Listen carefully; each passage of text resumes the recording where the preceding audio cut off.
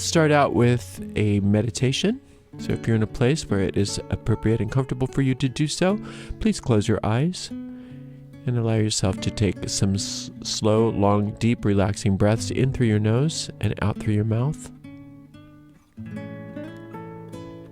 With every inhale, you feel more peace and light entering your body, and with every exhale, you feel like you are able to let go of all tension and anything you do not want.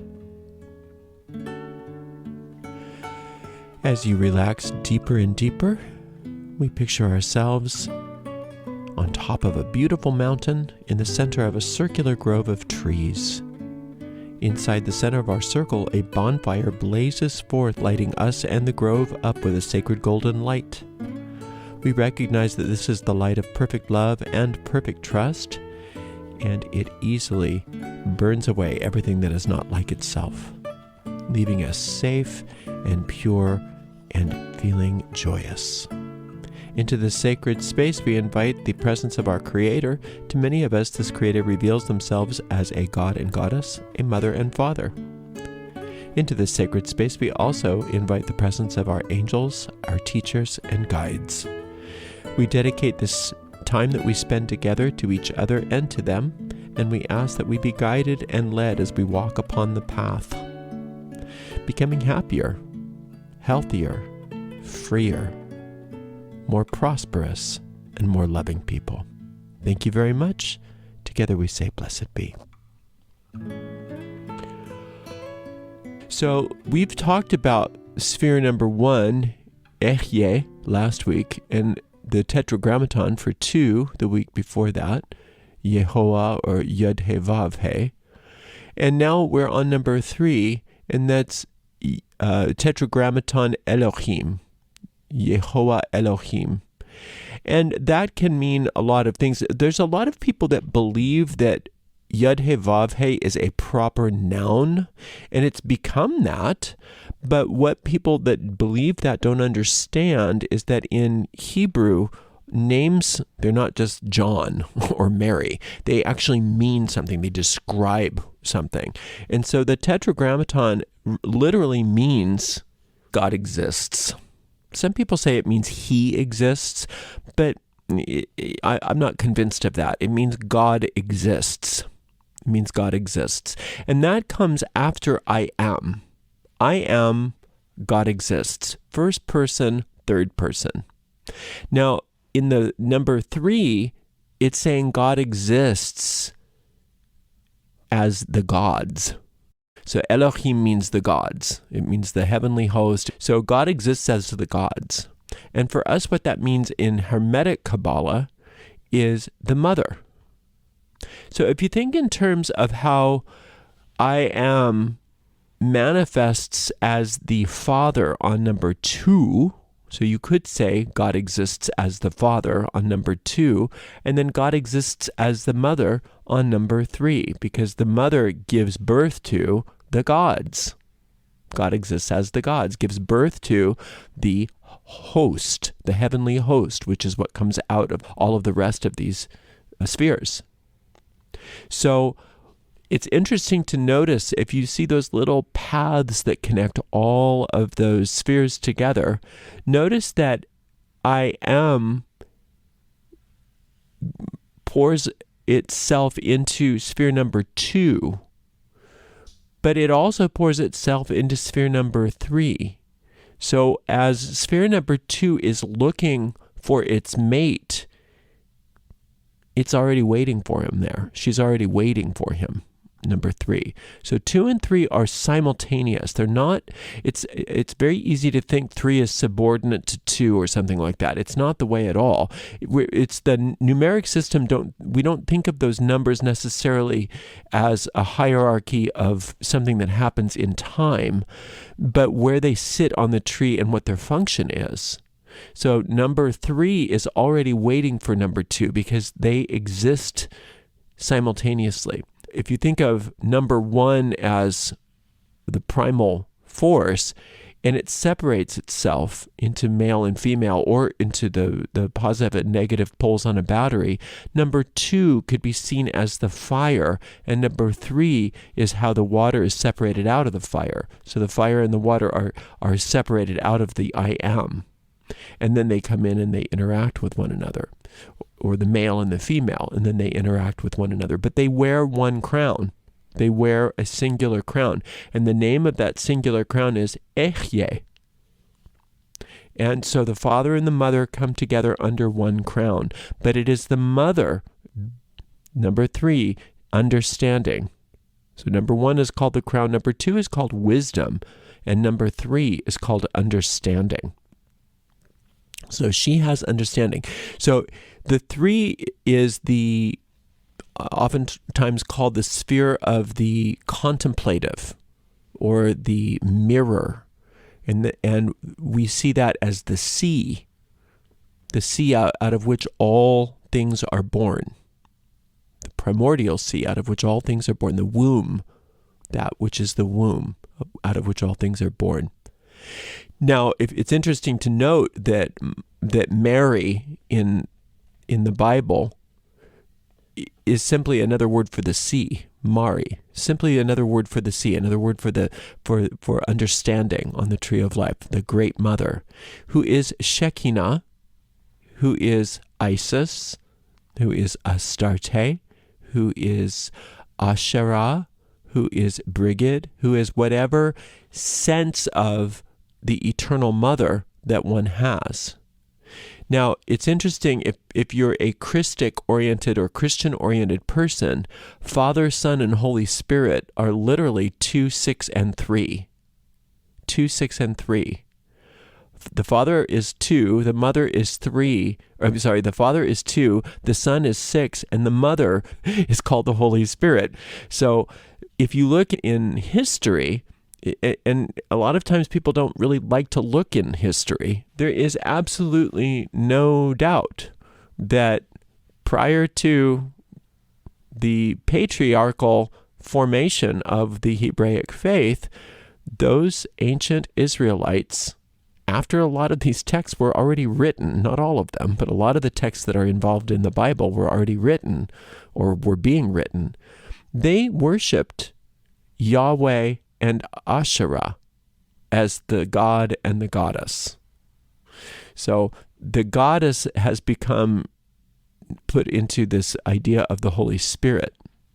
And that works. I mean, if that works for you, that's fine. You don't need to change your vernacular. Whatever makes you feel good, whatever makes you feel happy. But understand that the Holy Spirit really is the goddess. It is the great mother. And as such, she also has the task of being in charge of the atonement. The atonement. Now, if you remember, if any of you have read my booklet on the ancient story of Lucifer, the story talks about, again, these are allegories. You don't want to think in terms of believing in something. That's the last thing we need, is something new to believe in. So let's not believe in things. Let's just look at concepts and let them open up ideas in our minds so that we can expand our thinking.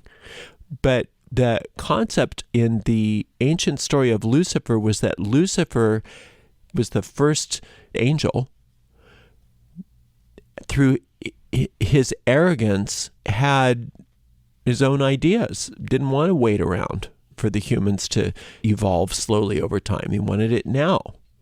And was trying to do something to help, sort of like Prometheus. He's trying to give that enlightenment to humanity right away, without understanding that we were not ready for it yet in that story. And so that created what in the Greek myths was the Pandora's box, where all these evils of our world came about. And what Lucifer was supposedly going to do was to come back again and again and again to atone, and was not going to be finished with his job until each and every soul was redeemed. Each and every soul was redeemed, so that was back to where it belonged, not involved in all kinds of ego nightmares. You can listen to that lecture. It's a separate one, and you read that booklet. But YHVH Elohim, God exists as the gods, is the mother. And she is in charge of the atonement, meaning she's the one that's in charge of re-establishing our understanding of who we are as souls rather than as egos.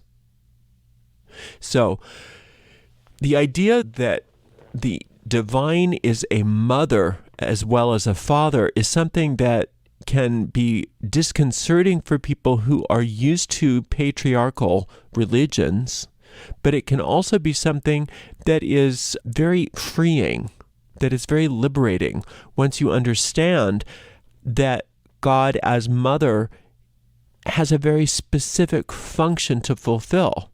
What you could look at as Eheye can exist as anything on the tree, and I say it's just God in different drag, meaning wearing a different costume. So God shows up in different drag all through the tree. And so God shows up as the mother on sphere number 3. I Am shows up as the father as sphere number 2 on the tree. And those two come together and they show up as all the rest of those spheres, but it's born out of the mother.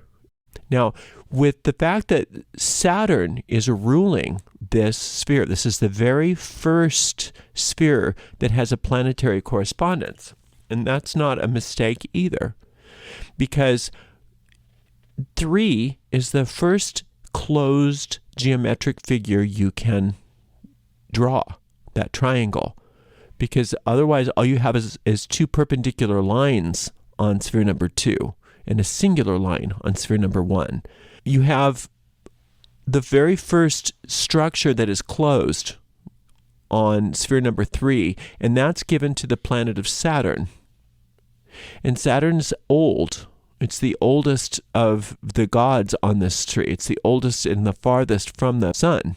So Saturn is very slow and restrictive. And the fact that Saturn is slow and restrictive gives us an idea as to what that primordial mother is. She is also slow and restrictive, but everything comes from her and returns to her. Saturn as the mother deals with cause and effect.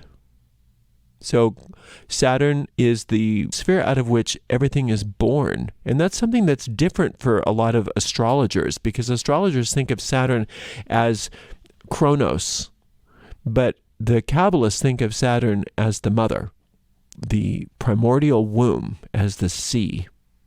But that's also a restrictive planet, because remember, she's in charge of the atonement. What that means that she's in charge of the atonement is that's also the judgment of God.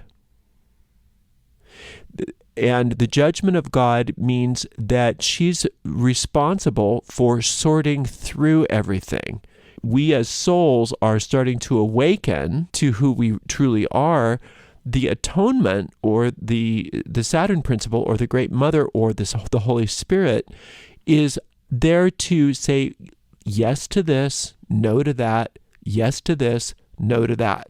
That's the great judgment. If you think of that judgment card in the tarot, she's involved with that because she has the last say. Yes, this is you. No, this is not you. This is part of your soul. Nope, this is an illusion. Yes, this is true. No, this is not true. And that's because she is the sphere of understanding. She understands you. She understands what you are, and she understands what you're not. And that's why we want something very restrictive. We don't want maybe yes, maybe no, to be involved and in charge of the atonement. We want it to be very strict. We want only the soul to be redeemed, and anything that's not the soul can be cast into that abyss.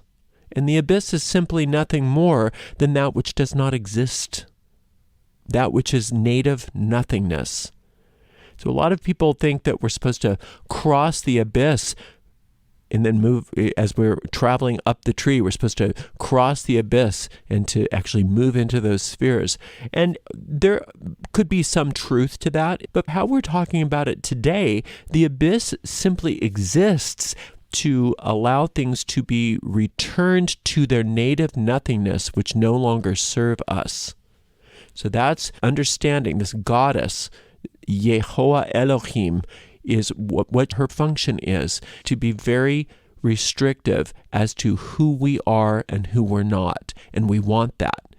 So we want God's judgment all the time to be upon us so that we can shine as souls and not be delayed in our work, in our progress any longer by things which are not who we are, which are not true to who we are. Now, if you look in the book of Psalms, Yehovah and YHVH Elohim are spoken of a lot. So when you're working the Psalms, you can look and see, well, which of these supernal spheres is being invoked? A lot of times it's the Lord, which is number 2, but many times it's God, which is number 3. And it's almost always one or the other. It's not as common for it to be I am. Now, I am is in the Psalms, but more frequently it's either the Lord or God. Now, God is Binah, or sphere number 3, or the Great Mother, which is kind of weird, isn't it? But YHVH Elohim is the Great Mother, and Yehovah is the Great Father. Right? And so in a lot of that Christic philosophy, if you think about Jesus as being one of many of the emanations of Lucifer, so was Bacchus. Bacchus was one of Lucifer's lives. Dionysus was one of Lucifer's lives. Quetzalcoatl was one of Lucifer's lives. Lucifer comes back again and again and again and again and again to impart wisdom and to help people to find their way back to this understanding, sphere number 3, so that they can be having that atonement, so that they can be put back into their rightful place as souls rather than fragmented off into egos, as what happened with Lucifer's fall. And again, Lucifer is not to be feared or to be blamed for that. It's just a story, because Lucifer as a force is also the Redeemer. It's trying to undo what mistake was made.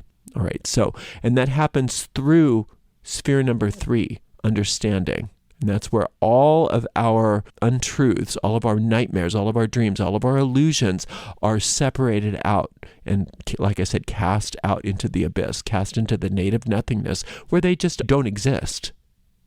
And they don't exist now, but we believe they do. So it's through sphere number 3 that we are redeemed, that we find in a very restrictive way the truth of who we are versus who we are not. All of the things on the tree represent you. Every aspect of this represents a part of you.